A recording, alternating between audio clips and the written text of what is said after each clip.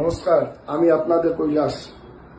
প্রথমে এই নির্বাচনে যারা আমাদের সঙ্গে ছিলেন সে সমস্ত কর্মীকে এবং বালির সমস্ত মানুষকে যারা দুহাত তুলে আমাকে আশীর্বাদ দিয়েছেন এবং অনেক ভোট আমি পেয়েছি। এখন নির্বাচন কিভাবে হলো, মেশিন কি ছিল, এগুলো বলতে আসিনি। আমি এসেছি যারা জিতেছেন তাদেরকে শুভেচ্ছা দিতে এসেছি। এটা রাজনীতিক একটা ডিসিপ্লিন এবং তাদের দায়িত্বটা খুব বেশি। আমরা 2021 সালে 19 থেকে 21 বিজেপি ক্ষমতায় আসছে বলে অনেক লড়াই হয়েছিল, বালিতে অনেক সন্ত্রাস চলেছিল। 2021 সালে যখন আমরা জিতলাম, আমাদের দল জিতলো, প্রার্থী জিতলো, আমি কিন্তু বালিতে একটাও বিজেপি পার্টি অফিস কাউকে দখল করতে দিইনি। একটাও বিজেপি কোনো ছেলে বলতে পারে না, কর্মী বলতে পারবেন না কি তার বাড়িতে গিয়ে হামলা হয়েছে, কৈলাস মিশ্র প্রতিবাদ করিনি বা লড়াই করিনি।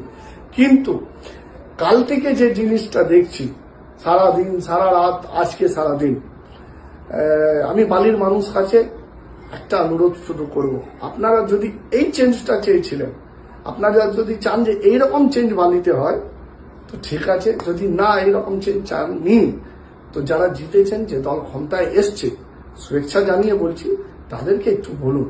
এটা মানুষ কিন্তু ঠিকভাবে নেবে না। আমরা রাজনীতিতে কেউ দল জিতে, নির্বাচনে কেউ হারে, কিন্তু তার মানে এইটা না কি কোনো পার্টি অফিসে তালা মেরে দেবো, ভেঙে দেবো, আগুন লাগিয়ে দেবো, কারো বাড়িতে অ্যাটাক করবো, কারো ছেলেকে মারবো, বাবাকে মারবো, এইগুলো চলছে।